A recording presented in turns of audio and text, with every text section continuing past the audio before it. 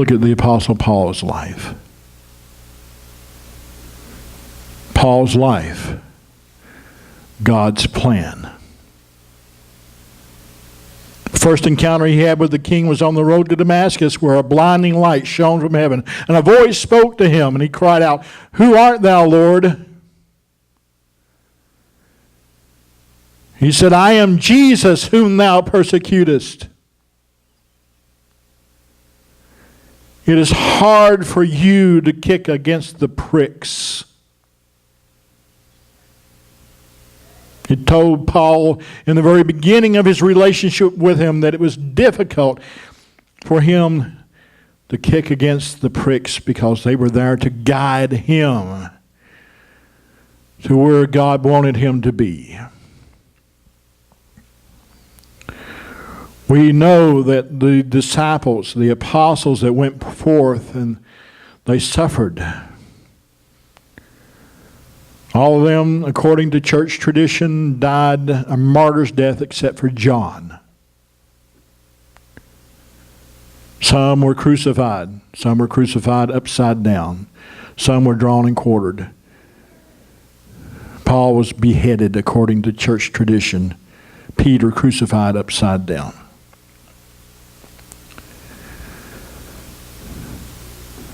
Suffering, adversity, and victory. That's God's plan for our life.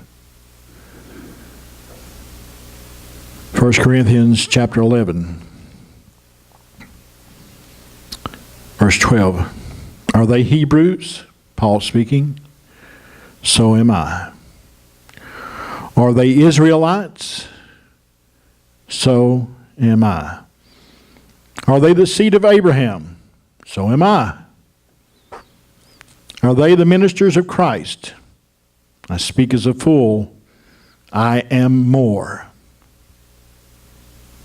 In labors more abundant, in stripes above measure, in prisons more frequently, in deaths more often.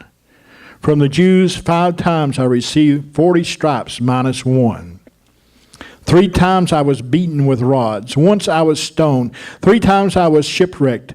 A night and a day I have been in the deep, in journeys often, in perils of waters, in perils of robbers, in perils of my own countrymen, in perils of the Gentiles, in perils in the city, in perils in the wilderness, in perils in the sea, in perils among false brethren, in weariness and toil, in sleeplessness often, in hunger and thirst, in fastings often, in cold and nakedness.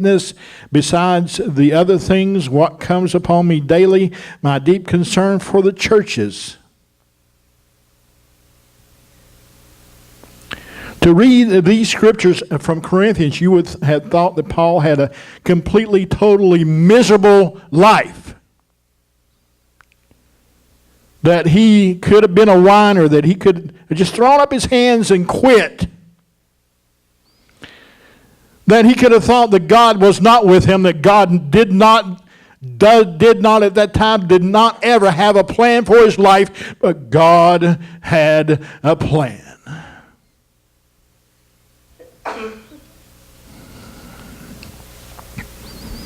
And there's plenty of ministry that abounds today. It tells us that you're having difficulties and troubles and trials and tribulations in your life, that you're not part of God's plan. Something's wrong. You don't have enough faith. You don't have enough works. You don't have enough something. Because if you did, things would be easy sailing. It's not true. It's not true.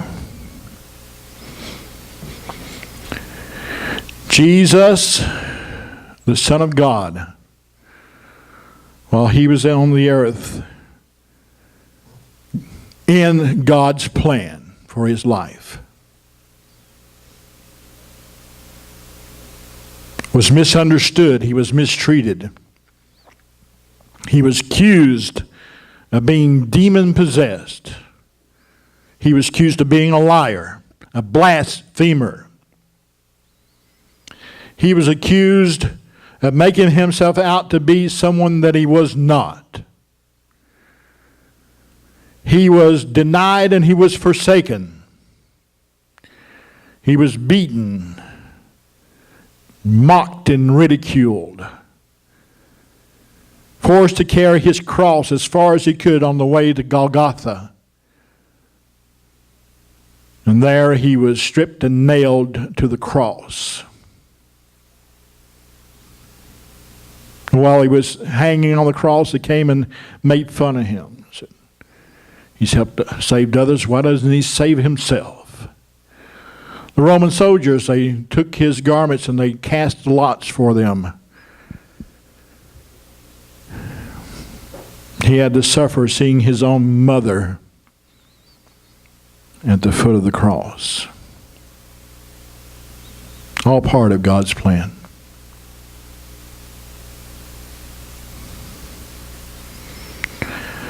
All part of his plan so that you and I and multitudes of others could be saved. There he died. He said earlier in his life, foxes have holes, birds of the air have nothing, the Son of Man has no place where to lay his head. And so they laid him in a borrowed tomb.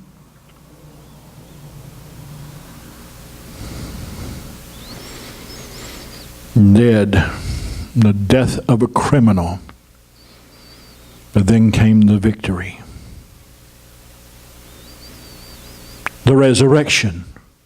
The power of God displayed in his life as it had never been displayed on the face of the earth or in the whole universe before. Jesus rose from the dead. He came forth from the grave.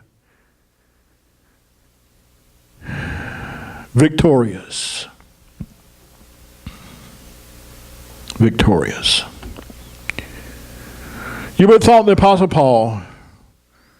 Paul's life, but God's plan had missed God somewhere along the line for all the things that he suffered. At least that's the thing of a lot of people today. But at the end he writes this to Timothy, I have fought the good fight. I have finished the race. I have kept the faith. Therefore there is for me a crown of life laid up